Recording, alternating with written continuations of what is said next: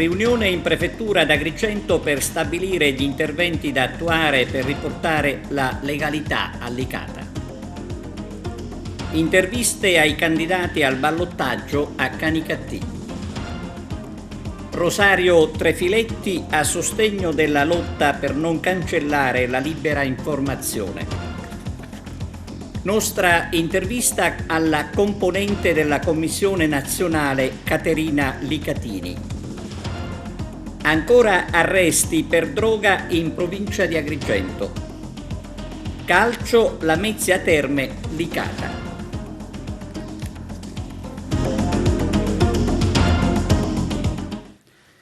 Bentrovati con TVA Notizie, apertura dedicata ad una importante riunione che si è tenuta in prefettura d'Agrigento per il contrasto della criminalità a Licata. Arturo Cantella. Nell'ambito delle iniziative finalizzate all'attuazione delle politiche di sicurezza urbane a seguito del parere favorevole espresso dal Ministero dell'Interno, si è svolto stamani una sottoscrizione presso la prefettura di Agrigento il patto per la sicurezza urbana denominato Licata Sicura.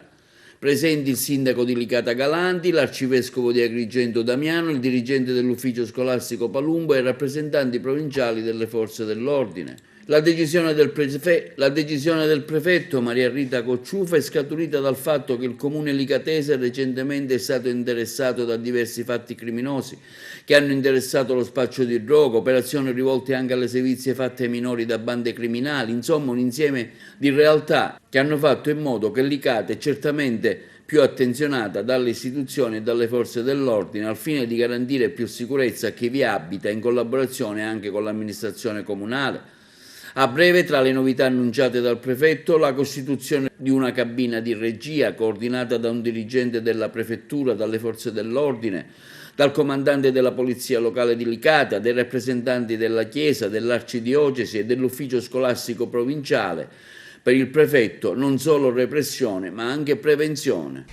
E la firma di questo protocollo, il patto per Licata Sicura, è la conseguenza di quel lavoro iniziato alcuni mesi fa in quella riunione di Comitato Provinciale dell'Ordine della Sicurezza Pubblica tenutosi presso il Comune di Licata.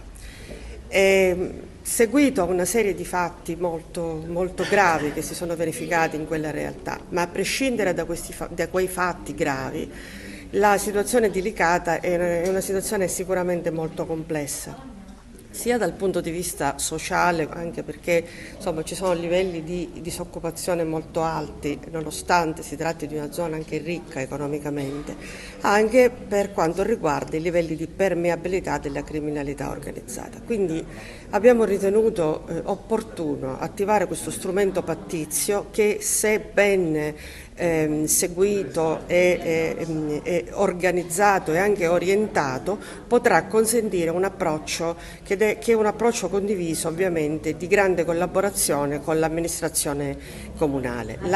L'elemento di novità, a parte che voi insomma, magari avrete modo di leggere, il documento è molto articolato ed è molto ambizioso, però l'elemento importante è che costituiremo a breve una cabina di regia presieduta da uno dei miei dirigenti che coordinerà le forze dell'ordine che saranno rappresentate in questa cabina di regia, il comandante della polizia locale di Licata, ma anche rappresentanti della Chiesa, quindi dell'Arcidiocesi e dell'ufficio scolastico provinciale, proprio per avviare delle iniziative che non devono essere necessariamente efficaci da un punto di vista repressivo, ma soprattutto preventivo, tentare anche di dare degli strumenti, delle occasioni di partecipazione alla cittadinanza. L'ente locale è necessario che venga coinvolto perché è direttamente il territorio e il territorio lo conoscono meglio i sindaci, gli assessori, perché è la nostra popolazione che deve essere controllata e dare suggerimenti più vicini alla realtà. Quali sono le attività che verranno messe in campo? Ma sicuramente quelli della consumo, della vendita di stupefacenti, tutta questa roba che succede purtroppo in maniera più frequente, e poi tutti gli abusi che vengono fatti per quanto riguarda vendita di prodotti alimentari, vendita di prodotti contraffatti e anche fenomeni di non rispetto delle regole del Covid. Ci sono tanti problemi che affliggono la nostra città ed è giusto che le autorità tutte intervengano sul territorio per cercare di redimere eventuali fenomeni di intolleranza. Ma Licata è così diversa dagli altri centri della provincia di Agrigento? Penso proprio di no, perché Licata è un comune dell'Italia e non solo della Sicilia, e credo che il problema più o meno sia presente in percentuale diversa in tutti i comuni. Papa Francesco, sin dall'inizio del suo pontificato, ha usato un'espressione che poi ha accompagnato diversi interventi: avviare processi. A me sembra che oggi si stia avviando un processo interessante, un cammino interessante. Il voler avviare processi da parte del Santo Padre ha portato e sta portando cose belle e cose critiche alla luce, ma è proprio per questo che si avviano processi, perché diventino anche un percorso, voglio usare questo termine, di purificazione delle relazioni. Ed è di questo che abbiamo bisogno, una purificazione delle relazioni, per marginalizzare sempre di più le relazioni violente e far emergere quel buono che c'è in ogni uomo e in ogni donna. È un buono che a volte è smarrito, è seppellito. Credo che l'interazione di queste istituzioni presenti, da quelli che muovono dalla prevenzione a quelli che intervengono nella repressione, possa creare una situazione virtuosa in quello specifico territorio che è Licata. Torniamo a parlare di elezioni amministrative in provincia di Agrigento, ascoltando i candidati al ballottaggio di Canicattì. Le interviste a Corbo e Sciabarrà. Cesare Sciabarrà, andando ad analizzare i voti emersi dallo spoglio elettorale delle amministrative di domenica ieri, si aspettava questo risultato? Io mi aspettavo che il Paese reagisse, a dire il vero, ed era l'unica preoccupazione che avevo. Il Paese ha reagito, il Paese ha declinato questa campagna elettorale, credo nel migliore dei modi, volendo come dire, comunicare all'esterno la necessità di un reale cambiamento. Non si vuole fare marcia indietro, si vuole guardare avanti. Con questo voto hanno dato un giudizio sull'amministrazione uscente, a cui va l'onore delle armi, anche per il messaggio che il sindaco di Vendura ieri sera ha postato, che è stato molto apprezzabile, però in verità la popolazione ha sottolineato, qualora ce ne fosse il bisogno, la necessità di cambiare marcia, di cambiare rotta, di andare in un'altra direzione, di fare riprendere quel potere attrattivo che questo Paese in tutti questi anni ha perso. Tutto è demandato al ballottaggio di domenica 24 e lunedì 25.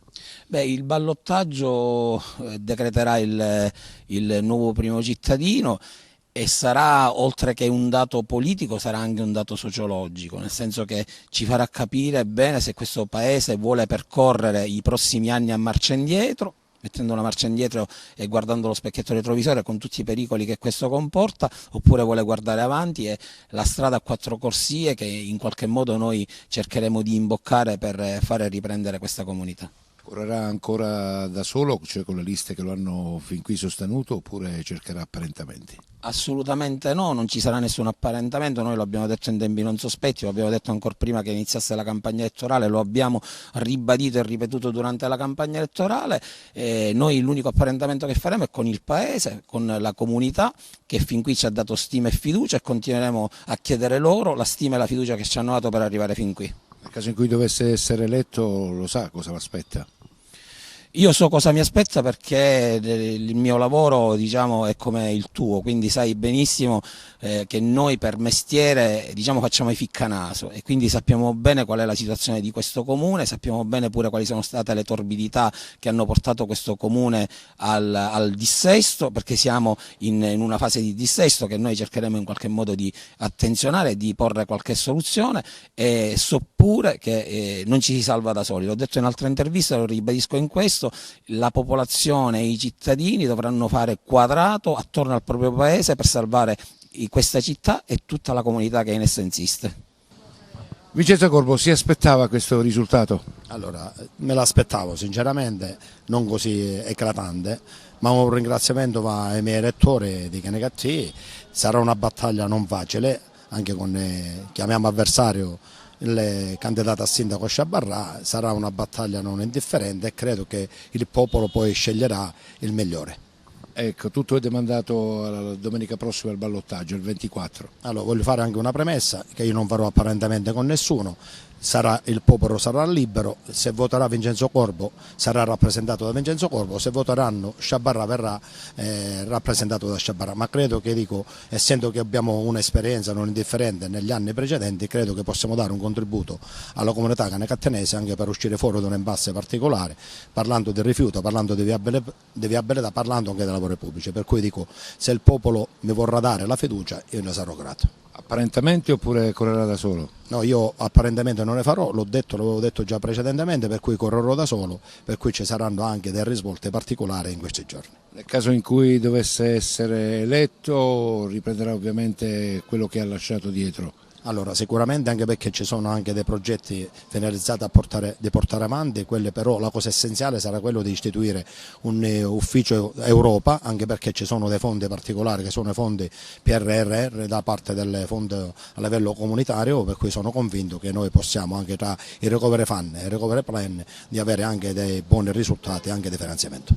E per quanto riguarda Favara, vediamo quali saranno gli eventuali eletti in consiglio comunale, aspettando ovviamente la conferma ufficiale. Giuseppe Moscato.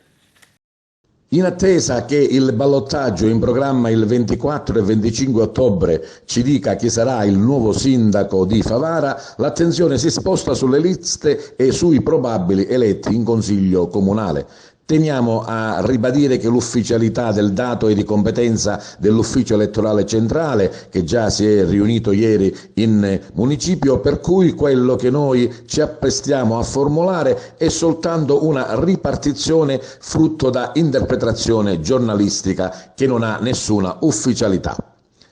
Il dato fondamentale da tenere in evidenza è il risultato percentuale delle liste della coalizione di Salvatore Montaperto, rimodulato, così come quelle delle altre due coalizioni, in relazione allo scorporo dei voti delle tre liste che non hanno raggiunto il 5%, quindi non hanno superato lo sbarramento. Infatti la legge dice che loro non concorrono più, come se non esistessero. La coalizione di Salvatore Montaperto, in tal caso, raggiunge il 52,30%, risultato che di fatto blocca l'assegnazione del premio di maggioranza in caso di vittoria dell'altro candidato, ovvero Antonio Palumbo, mentre il premio di maggioranza sarà invece assegnato se vince Salvatore Montaperto. In ragione di ciò facciamo la prima simulazione, ovvero quella che Antonio Palumbo sarà eletto sindaco. In questo caso la sua coalizione prenderà 3 consiglieri, quella di Montaperto 12 più lo stesso Salvatore Montaperto che diventa consigliere così come previsto la legge, e quella di Infurna 8. Nel particolare le liste di Palumbo Favara Beni Comuni 2, PD 1, le liste di Montaperto, UDC 2, Montaperto per Favara 2, Fratelli d'Italia 2, Vivi Favara 2, Facciamo Squadra 1, diventerà Bellissima 3. Le liste di Infurna, Azzurri per Favara 2, Onda Cambiare Passo 2, Democrazia Cristiana 3, Forza Italia 1.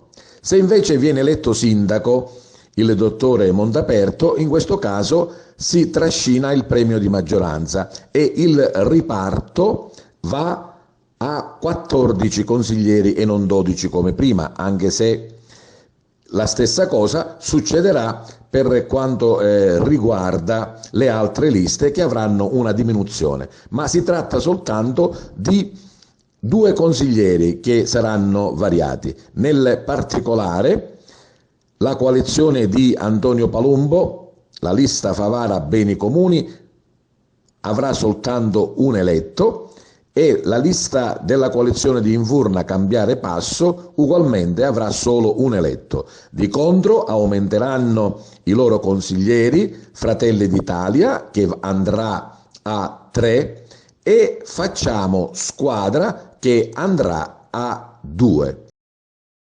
Rosario Trefiletti, il battagliero ex presidente di Federconsumatori, interviene in sostegno delle TV locali nel momento in cui non si deve abbassare assolutamente la guardia per difendere la libera informazione.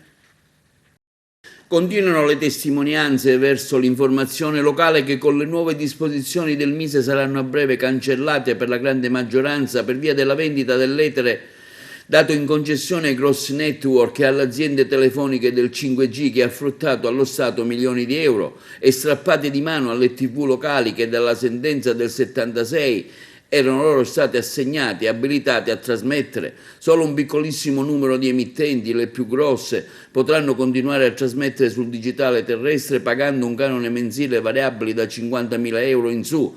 Un'informazione insomma per ricchi e per pochi eletti che avranno così modo di controllare quello che succede nell'informazione locale, regionale e provinciale. Oggi ci arriva la solidarietà di Rosario Trefiletti, presidente della Federconsumatori. Ho sempre considerato molto positivamente il ruolo, la funzione delle televisioni territoriali. Sono molto importanti, vicini ai cittadini, e a loro si dà una informazione e una comunicazione importante. Ecco perché contrasterò qualsiasi disegno di legge o qualsiasi tentativo di ridimensionarle. Anzi, mi batterò perché ci siano agevolazioni importanti perché possano non solo sopravvivere ma anche implementarsi. È una questione fondamentale anche per la democrazia. Nutrirsi, vestirsi, con un tè curarsi e istruirsi, un'assistenza legale umanitaria, ricevere e dare corretta informazione. Il direttore Arturo Cantella ha intervistato l'onorevole Caterina Licatini, componente della Commissione Nazionale Ecomafie. Ascoltiamo l'intervista. Ecco, recentemente avete messo sotto torchio il governatore Musumeci, ma quali sono le istanze future e qual è la situazione che avete attenzionato in Sicilia? La proposta mia di aprire un'inchiesta con la Commissione Ecomafie sulla depurazione in Sicilia è perché conosco bene la realtà. La Sicilia ha un problema negli impianti di depurazione perché molti sono vecchi, altri non funzionano, ma la cosa più grave è che ci sono dei fondi già da decenni nelle casse della regione che non vengono spese e quindi ci ritroviamo oltre a un danno ambientale anche un danno economico. Paghiamo circa 100.000 euro al giorno di multa dall'Europa. Quello che abbiamo fatto è, oltre ad attenzionare e a seguire alcuni iter che già sono stati avviati, accelerandoli alcuni, abbiamo allargato la struttura commissariale, abbiamo dato anche più poteri al commissario per la depurazione e quello che vorremmo è che finalmente gli amministratori regionali e locali si attivassero in maniera seria. Ricordo che siete venuti anche ad Agrigento. Ad Agrigento abbiamo una situazione disastrosa con tutti gli impianti fuori norma. Sì, ma come Agrigento purtroppo è mal comune. La realtà più agghiacciante che abbiamo trovato con la Commissione è che quegli impianti che dovevano essere funzionanti perché sulla carta sono in regola, in realtà erano quelli pure messi peggio, erano spenti, con le catene, lucchetti arrugginiti e praticamente praticamente abbiamo una Sicilia che non depura. Sulla carta almeno il 60% ha una procedura di infrazione, ma in realtà molti non si occupano di una gestione virtuosa dei nostri depuratori. I fondi PNR interessano questo settore? Certo, anche abbiamo dato ulteriori fondi che comunque la Sicilia, o per mancanza di progetti o perché non ha questa sensibilità, in qualche modo perde o le lascia nei cassetti, e questo è un'ulteriore beffa al problema. Incidente stradale tra Realmonte e Siculiana. A scontrarsi sono state una Seat Ibiza e una Opel Astra. Feriti entrambi conducenti. A causa dell'incidente la circolazione sulla statale 115 ha subito dei rallentamenti. Senza soste il lavoro dei carabinieri per il contrasto allo spaccio di stupefacenti, arresti da una punta all'altra della provincia di Agrigento, questa volta a Licata. Arturo Cantella. I carabinieri del nucleo operativo e radiomobile, sezione operativa della compagnia di Licata, nel corso di predisposto servizio finalizzato alla repressione dei reati in materia di stupefacenti, hanno arrestato un cittadino marocchino di 39 anni, coniugato, disoccupato, residente a Licata, trovato in possesso di 15 anni di eroina. L'uomo, con precedenti di polizia, è già gravato da una misura cautelare dell'obbligo di soggiorno nel comune di Licata. Controllato mentre percorreva a piedi via Palma, è stato considerato lo stato di agitazione in cui versava l'uomo. I carabinieri hanno deciso di procedere così a una perquisizione personale che ha consentito di rinvenire ben 16 dosi di eroina confezionate con della carta stagnola, per cui probabilmente pronte per lo spaccio. La droga era stata abilmente occultata all'interno delle tracolle dello zaino che l'uomo aveva con sé. Su disposizione della Procura della Repubblica di Agrigento, l'arrestato è stato sottoposto agli arresti domiciliari presso la propria abitazione. In attesa dell'udienza di convalida, la droga è stata sequestrata e sarà sottoposta a relativi accertamenti di laboratorio. Operazione antiterrorismo della Guardia di Finanza che coinvolge la provincia di Caltanissetta. L'indagine partita da Napoli ha portato all'arresto di alcuni nisseni.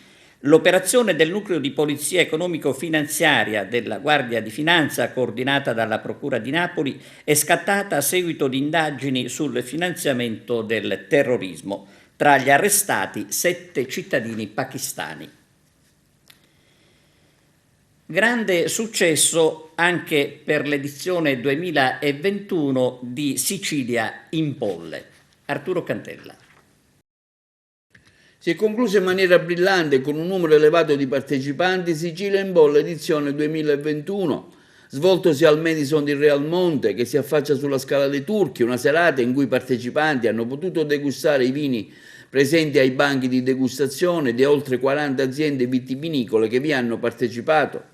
Un momento molto significativo della 3 giorni di Sicilia in bolle è stato lo svolgimento della finale della seconda edizione del premio Miglior Sommelier di Sicilia, andato a una agrigentina di Sciacca, Laura Piscopo, che gestisce anche un noto ristorante. Ha avuto la meglio sugli altri 3 concorrenti. La Piscopo è arrivata seconda lo scorso anno, dietro al vincitore Pietro Giordanella, presente all'evento di questa edizione. Una selezione accurata e attenta fatta da una qualificata giuria. Allora, io ho seguito sia la manifestazione Sicilia in bolle che ospita quest'altro importante evento. Sicilia in bolle devo dire che cresce ogni anno e quest'anno, dopo il quasi fermo dell'anno scorso, devo dire che sta dando secondo me prova di grande maturità e di livello molto alto. Per quanto riguarda il concorso, che rientra almeno quest'anno ancora dentro questo evento, devo dire che essendo coinvolta personalmente l'emozione è sempre la cosa che prevale. Io li conosco personalmente tutti, so quanto valgono, quanto sono bravi anche nella loro vita, nel loro lavoro, per chi fa questo lavoro, ma in generale sono attenti. E qualcuno deve vincere, qualcuno può ancora migliorare, però ogni anno questa sfida alza l'asticella e questo per noi è un punto d'orgoglio, perché è lo scopo anche di quello che noi insegniamo, nostro lavoro. Quest'anno mi hanno voluto riportare in gioco, hanno insistito un po' più gli altri, onestamente non avevo tanto tempo a disposizione, però l'amore per la Sicilia, per questa meravigliosa terra, di cui spero in qualche modo di essere portavoce, perché meritiamo tanto nel mondo dell'enologia, e mi ha spinto a ripartecipare, per dimostrare ancora una volta quanto io ami quello che faccio, quanto io ami quello che racconto, perché abbiamo veramente dei territori meravigliosi. Cioè, la Sicilia, come disse Pirandello, è un'isola nell'isola, ed è vero, anche con il vino. C'è tanti territori, ogni territorio con una storia da raccontare, ogni territorio diverso dall'altro, e con delle bellissime sfumature nei vini che ne derivano. Lei coniuga il suo lavoro con l'impegno verso anche l'AIS? Diciamo di sì, negli ultimi periodi purtroppo anche l'AIS ha trovato non tutto facile in conseguenza a quello che abbiamo passato negli ultimi 2 anni, quindi io faccio parte dell'AIS non da tantissimo tempo, quindi i primi tempi sono stata molto impegnata con l'AIS, poi ovviamente chiaramente negli ultimi 2 anni come cosa un po' meno, soprattutto per i Sicilia in Bolle, perché purtroppo o partecipo o do una mano ai miei colleghi. La valutazione di questo evento? La valutazione, dico che il Sicilia in Bolle ha sempre la sua poesia, e spero che possa ritornare ai fasti di un tempo, quando tutto si poteva svolgere nella più totale normalità, in cui tutti potevano brindare e scherzare, potendo assaggiare nuovi prodotti che magari prima non conoscevano. Una grandissima esperienza, lo rifarei 1000 volte e lo consiglio a tutti.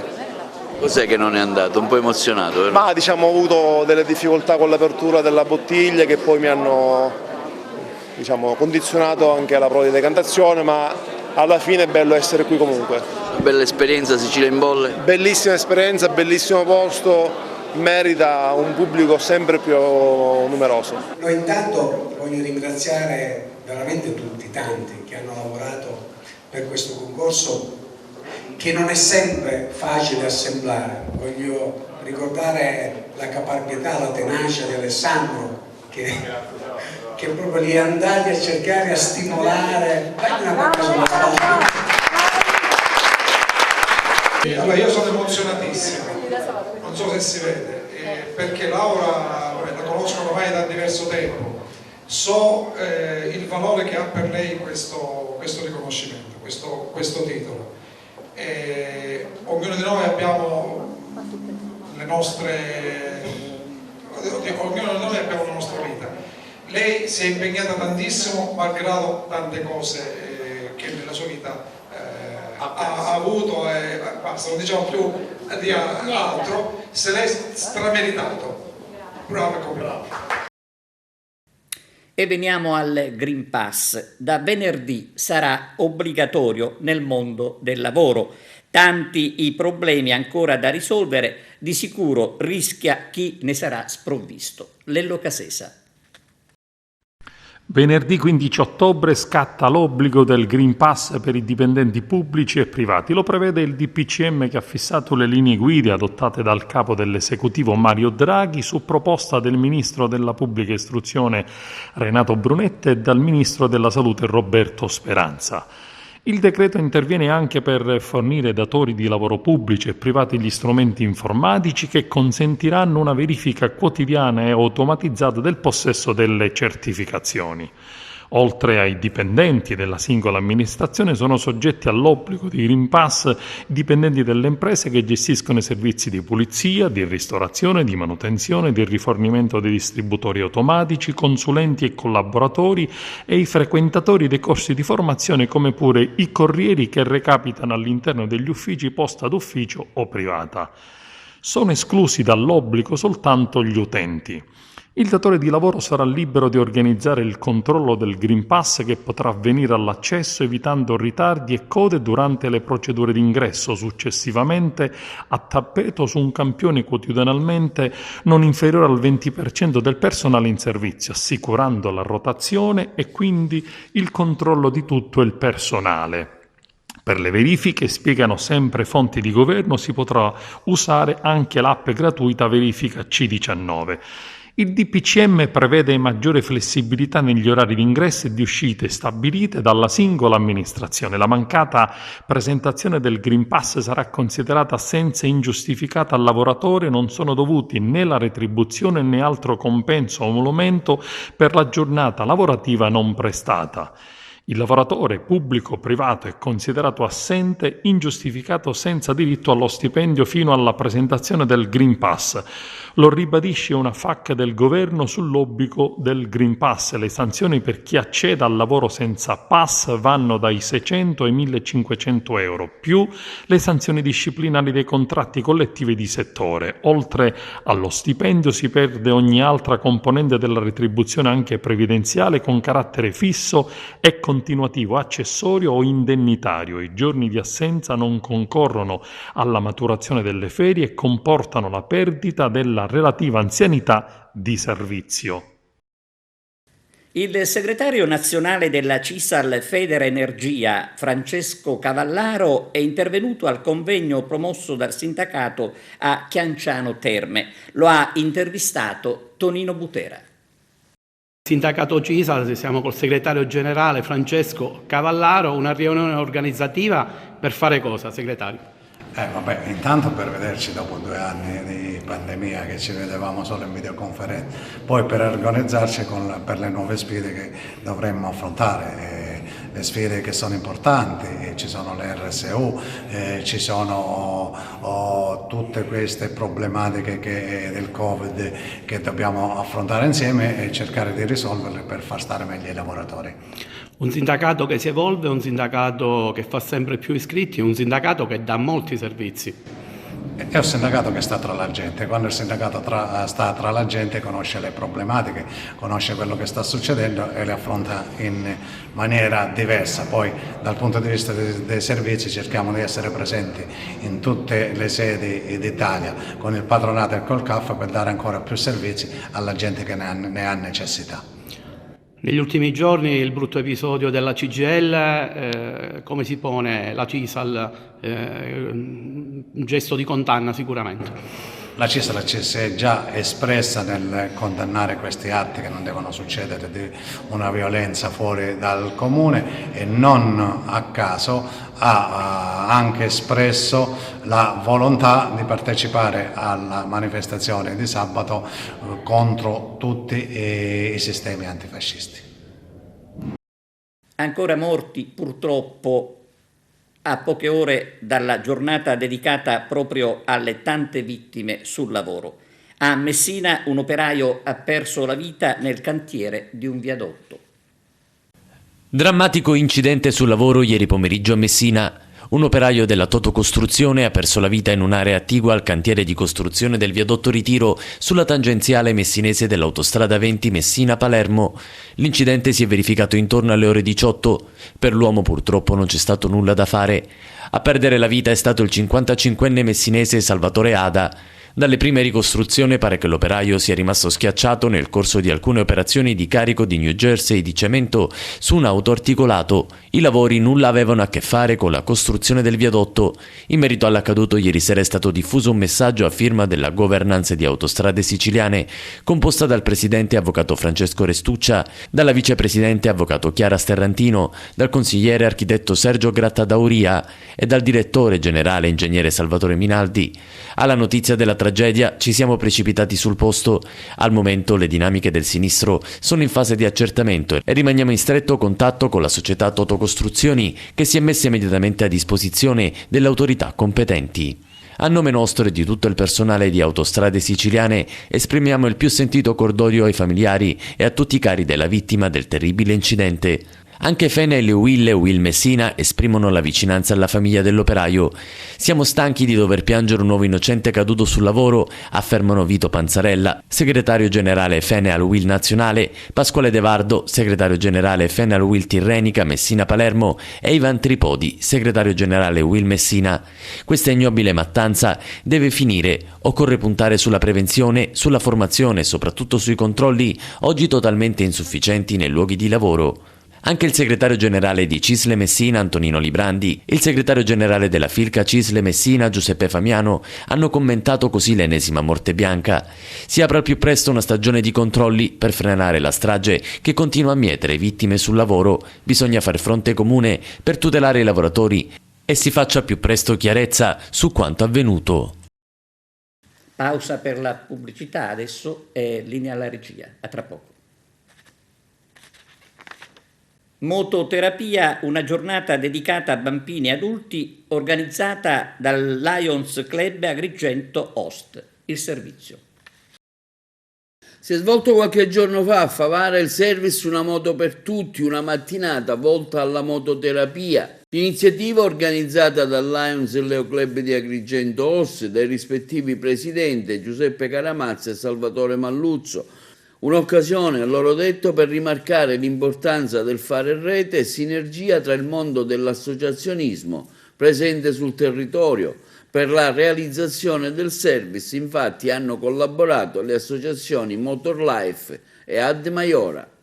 Abbiamo realizzato questo service oggi insieme al Leo Club Agrigento Host, l'associazione Ad Maiora e l'associazione Motorlife. Abbiamo fatto una giornata di mototerapia offrendo un momento di svago e facendo provare a bambini, ragazzi e adulti con e senza disabilità un'emozione nuova per alcuni e quindi siamo felici di questo perché i Lions sono per le persone con le fragilità, i Lions sono per i giovani. Continuiamo incessantemente i nostri service. Oggi siamo a Favara insieme al nostro Lions Club sponsor, l'Agrigento Host, e abbiamo deciso in maniera sinergica, Leo Club e Lions, di organizzare questo service che segna appunto un elemento importante, quello della vicinanza al mondo della disabilità, ma soprattutto alla vicinanza alle problematiche che ci sono appunto e oggi sono presenti. Un service di sensibilizzazione, e ringrazio a tal proposito l'associazione Motorlife e l'associazione Ad Maiora per avere contribuito e partecipato alla realizzazione di questo service. Questo è il primo di tanti che realizzeremo insieme. Grazie. Oggi è giornata di mototerapia, siamo a Favara, siamo stati ospiti del Lions e Leo Club Host di Agrigento. Oggi abbiamo regalato emozioni allo stato puro a tutti i bambini che ci sono venuti a trovare, sensazioni indescrivibili. I bambini hanno provato l'emozione di avere il vento in faccia, anche se il vento in faccia oggi vento non ce n'era. Erano emozionati e felici. Oggi siamo con Nadia. Nadia, raccontaci un po' l'esperienza di questa mattina e soprattutto l'importanza di questo incontro, dato che fai parte dell'associazione Motorlife. Oggi finalmente siamo tornati, grazie anche alla collaborazione del Leo Club, è riuscita una giornata splendida, anche il meteo ci ha graziati, mettiamola così. È stato un giorno pieno di emozioni, i bambini non facevano altro che chiederci quando ritornerete e speriamo di replicarlo presto. Un ringraziamento speciale al Lions, Leo Agrigento Host e al Motorlife per aver permesso ai miei ragazzi dell'associazione Ad Maiora e altri ragazzi che provengono dalle altre associazioni di poter vivere un momento di estrema felicità, un giro in moto che per tanti è una cosa molto semplice, fattibile, immediata. Per loro è stata un'esperienza davvero unica, poter vivere l'ebbrezza del vento sulla faccia è stato davvero emozionante, i loro sorrisi hanno colpito tutti, quindi ringrazio di vero cuore questi ragazzi, grazie. La notte scorsa sono giunti a Lampedusa 164 migranti sbarcati a distanza di poco gli uni dagli altri. I migranti, in gran parte tunisini, tra cui donne e bambini, sono giunti a gruppi impegnando nei soccorsi la Guardia di Finanza, che ha intercettato i vari barconi a diverse miglia dalla costa. L'ultimo sbarco alle 5 di questa mattina. Per tutti è stato disposto il trasferimento all'hotspot dell'isola, che torna così a riempirsi. I nostri torrenti sono attenzionati, in questo momento quello che ci sta preoccupando è l'abbandono selvaggio dei rifiuti da parte di personaggi squallidi che continuano in quest'opera, danneggiando non soltanto l'ambiente ma creando le condizioni di pericolo. Noi facciamo una lotta contro il tempo, stiamo monitorando tutte quelle criticità nei nodi idraulici e nei nodi critici che sono da attenzionare e soprattutto con l'appalto che abbiamo della mitigazione dei rischi per il dissesto idrogeologico, con l'appalto emergenziale, stiamo provvedendo a eliminare nei tratti in cui ci sono cadidoie o sottopassi, a liberarli anche dalla vegetazione spontanea che cresce nelle alvi dei torrenti. È una di quelle attività per le quali noi chiediamo sempre la massima collaborazione dei cittadini, perché 72 corsi d'acqua da monitorare e sui quali intervenire tempestivamente, vi lascio immaginare la tipologia di lavoro e la quantificazione della spesa necessaria per poter fronteggiare un fenomeno del genere. È chiaro che se non c'è appunto la collaborazione da parte della cittadinanza, siamo sempre lì con la spada sulla testa, dobbiamo fare la massima attenzione, noi siamo presenti, facciamo il nostro, continueremo a farlo finché potremo con le nostre risorse a disposizione. Sotto il profilo della protezione civile, come è cambiata la percezione rispetto a questi problemi dopo i fatti di Giampilieri? Ma sicuramente c'è una maggiore consapevolezza soprattutto per quella popolazione che vive a ridosso dei torrenti, quindi spesso sono, grazie a Dio, una minoranza i soggetti che vanno a creare certe situazioni. Quindi noi siamo coscienti che la nostra attività di presenza sul territorio, anche attraverso le campagne di informazione, l'ultima quella Io non rischio, che tra poco ripeteremo in città con il Dipartimento Nazionale di Protezione Civile, aiuta a comunicare, informare la cittadinanza e farla rendere sempre più resiliente a quello che è il fenomeno del dissesto idrogeologico. È iniziato il processo per la tragica morte del bambino Salvatore Sclafani avvenuta durante il Carnevale di Sciacca. Per la morte del piccolo Salvatore è imputato anche il papà Francesco Sclafani. Il 23 novembre verranno sentiti i testimoni. La sorella di Giovanni Falcone sulla presunta storia tra il giudice e la Boccassini. Ancora retroscena sulla Roma anzorosa, che evoca però la strage, di fronte alle polemiche e all'ampio dibattito sollevato in questi giorni dal libro di Ilda Boccassini, in cui il PM di punta della Procura di Milano, ormai in pensione, racconta anche di una presunta love story con Giovanni Falcone, Maria, la sorella del giudice ucciso a Capaci, con la moglie Francesca Morvillo e gli agenti della scorta. Fino ad ora era rimasta in silenzio. E invece, ieri, ritenendo superato il limite, dopo aver letto un intervento satirico sulla vicenda, pubblicato dal quotidiano La Sicilia, per cui portiamo il massimo rispetto, ha però voluto dire la sua, e sono parole piene di amarezza, quelle pubblicate in una lettera al giornale, che si può leggere anche sul profilo Facebook della Fondazione Falcone. Finora, scrive per l'appunto la sorella del giudice, ho preferito evitare commenti su una vicenda che mi ha molto amareggiata, ritenendo che il silenzio di fronte a parole tanto inopportune fosse la scelta più sensata. Quando però si supera il limite e si arriva forse paradossalmente con fini opposti a commenti inappropriati che scadono nella ridicolizzazione, è secondo me impossibile non replicare. Maria Falcone bacchetta indirettamente anche Boccassini, che come molti hanno sostenuto avrebbe forse fatto meglio a mantenere il riservo su una questione così intima che, se c'è stata, era rimasta del tutto segretata.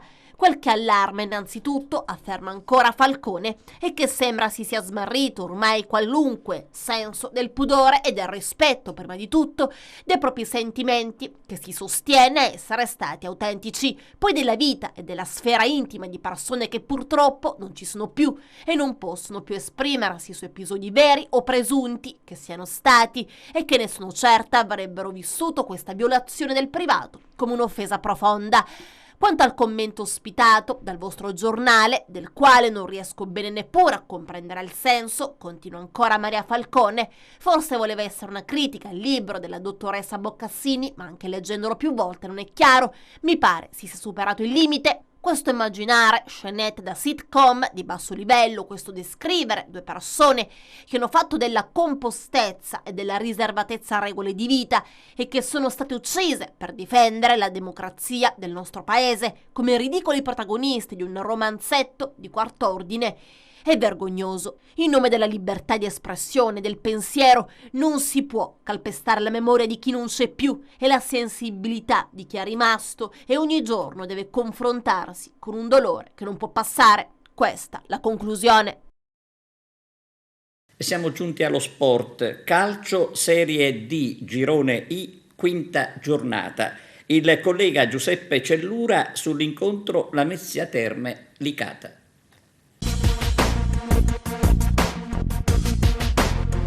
Una formazione senz'altro con un passato importante, come ricordava Pasqualino, ma andiamo subito a leggere le formazioni che quest'oggi scenderanno in campo.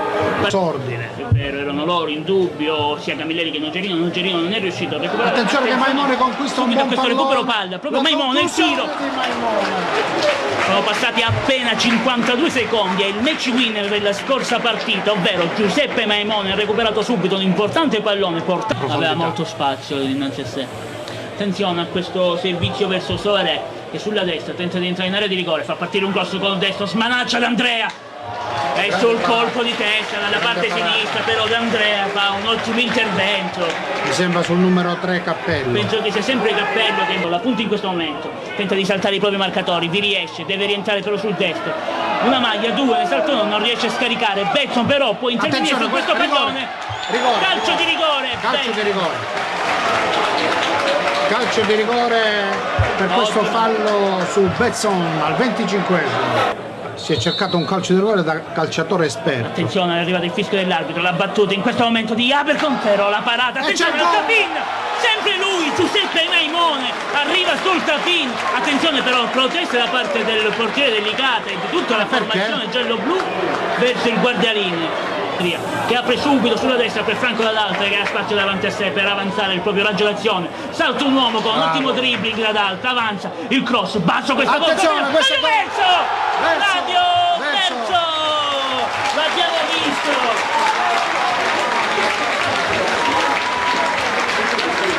Gol per il Lamezia Terme! Ha segnato con il numero 18! Formando le coppie di marcatura, attenzione, batte ora Candiano, corto però sul primo palo, il velo di Suarema, niente da fare, torna Candiano, attenzione, il tentativo di cross di Candiano in offensivo ma una deviazione di Ciccio Salandria stava quasi favorendo giocatori che possono congelare il possesso palla come Coropi che ci sta vinto poc'anzi, ma anche lo stesso Momo Laribbi. Vediamo, attenzione che D'Andrea deve uscire. D'Andrea deve uscire ed esce bene questo traversone. Batte proprio con Cappello, viene trattenuto. Numero 30. Sì, il numero 30 ammonizione, lamenta un colpo. Dialoga con il proprio assistente nel tentativo di farsi aiutare in questa decisione. L'arbitro va verso Abercon, attenzione con rosso. Con il rosso ad Abercon, ma non c'è. Il campo della Lamezia Terme a riconquistare il pallone, attenzione a questo cross all'interno dell'area di rigore, lo stacco di Samaché, interviene bene questa volta D'Andrea che toglie la palla dall'angolino destro basso di questo calcio di punizione del Licata. Camilleri tenta di contrastare l'avanzata del centrocampista del Licata, Miliziano libera l'area di rigore con l'aiuto di Alessandro Bernardi, il pallone però è sempre lì col sinistro, Orlando tenta direttamente il tiro ma D'Andrea controlla in due tempi questa conclusione dovendo fare a meno del Valentin Abercon. Attenzione, maritato dentro il tiro, incredibile, maritato, ha visto fuori dai pali Truppo, ha provato questo tiro a volo, se fosse entrato dentro questo, l'incrocio dei pali, clamoroso questo tiro di maritato dalla lunghissima distanza. E qui si vede che questo è un giocatore importante. Attenzione a quest'ultima azione, proprio il numero 10 arriva al pareggio, al gol che dimezza lo svantaggio il Licata con Candiano, però interrompe questa azione, la palla però ancora in gioco, finisce qui, arriva qui il triplice fischio, il Lamezia Terme vince 2-0 con i gol di 2-1, perdonate, non avevo già ricordato questo gol, finisce 2-1 in virtù dell'ultimo gol di Candiano. E con lo sport si conclude questa edizione del telegiornale, grazie per averci seguiti e arrivederci.